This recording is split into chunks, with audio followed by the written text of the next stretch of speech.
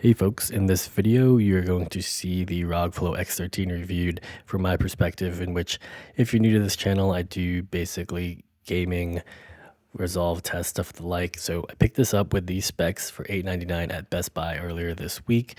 I am actually on a travel binger and I'm considering using this device for my Australia trip, and I've been testing the M3 Pro previously. With that intro out of the way, I will say that these are the AMD 7940HS Geekbench scores, and on my device tested off battery, you get these scores, which on silent is lower, and performance mode, which tries to run full off battery, you get kind of these respectable scores, so kind of lower than the M3 Pro on and off battery. If you're not familiar with Asus software, you get this armory crate, which I personally think is better than Legion, because of course you may see on my channel I have the Legion Pro 7i, and this might be my portable quote-unquote gaming laptop. So getting into some gaming, I ran Armored Core, which was recorded on OBS using the AMD hardware settings. I actually found that, in my opinion, maybe some minimal impact to gameplay. As you can see here, it's running at about 30 frames per second with the Armory Crate resource monitor set. And if we go, as you saw, turning off OBS and recording from my iPhone 14, which is what you're seeing here, we get basically similar settings or FPS, and making sure that if I wanted to see if it ran on turbo now plugged in, you get around 45 FPS per second on low, which means really the only way to get better performance is to either turn the settings down or lower the resolution, which I will say from my testing of the M3 Pro for the past 3 weeks running on whiskey, which uses like wine. Typically, I've found that sometimes with games, it doesn't really matter what resolution or settings you put. And in my opinion, you might as well just turn most settings up because it is bottled by the transition layer. Now, we could run off battery, but when I did that on OBS and I noticed in post, the recording got messed up, and it had that glitching there. So now with the iPhone 14 Pro, we go back to this B-roll camera scene, and on battery, you still get around 30 frames per second on medium, which is what I think would be an acceptable play rate, not play on high, at least for this game. So that can give you some impressions on how this device does without a dedicated graphics card. So like I mentioned before, a lot of times on my channel, I've tried to implement a standard methodology for testing, of course, coming from a engineering background.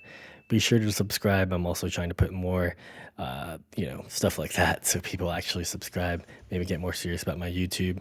But what the methodology is I have a standard resolve test workflow that I go through, which basically involves the same clip and a copy of the clip, where one is done through Superscale.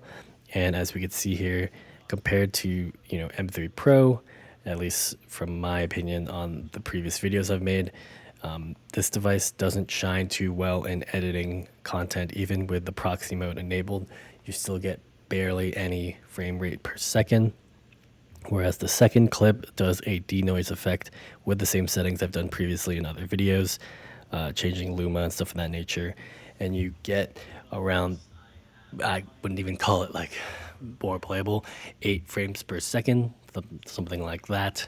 For comparison, since I'm considering both the 14-inch MacBook Pro with the M3 Pro, when I previously ran this test in the tire shop in my previous YouTube video, we could see here that the super sample was running at 6.5 frames per second, where the AMD 780M, which is the integrated graphics card of the ROG Flow X13, I believe was like 0.08 or something ridiculously bad. And then the denoise running on this was running at 38 frames per second. So just something to consider. If the trade-offs between the devices, if you're considering both devices or have never thought of using a Windows device as an Ultrabook, is the M3 Pro's hardware is geared towards video editing.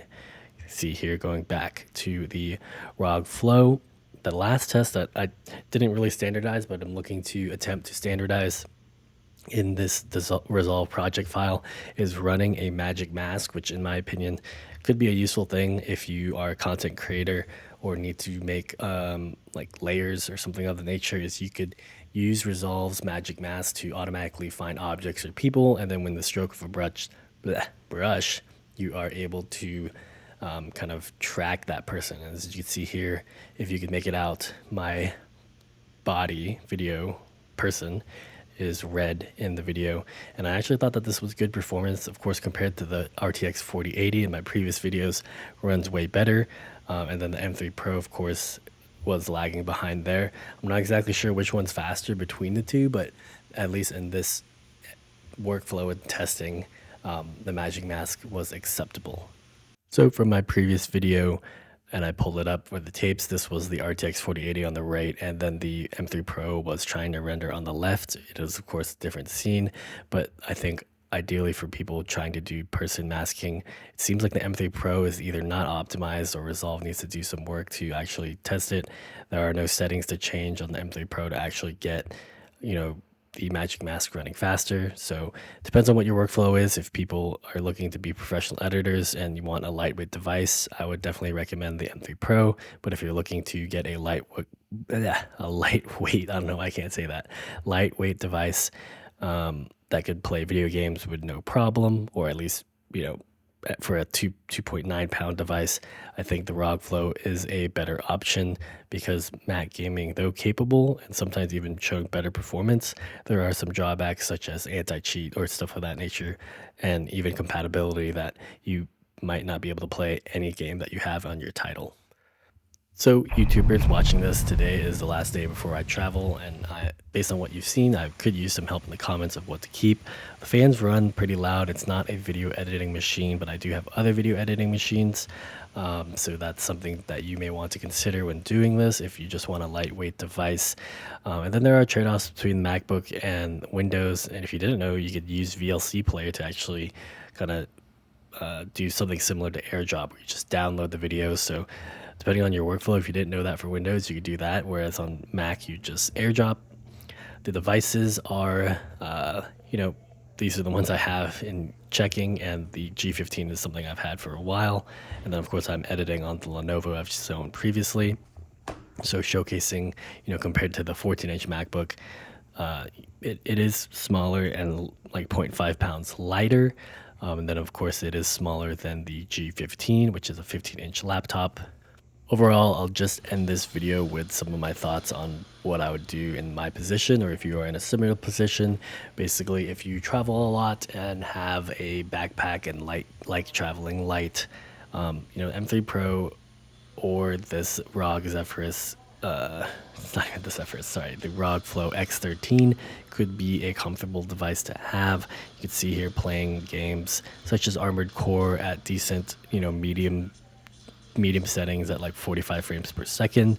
I of course showed other games in my previous videos, so be sure to check those out as well.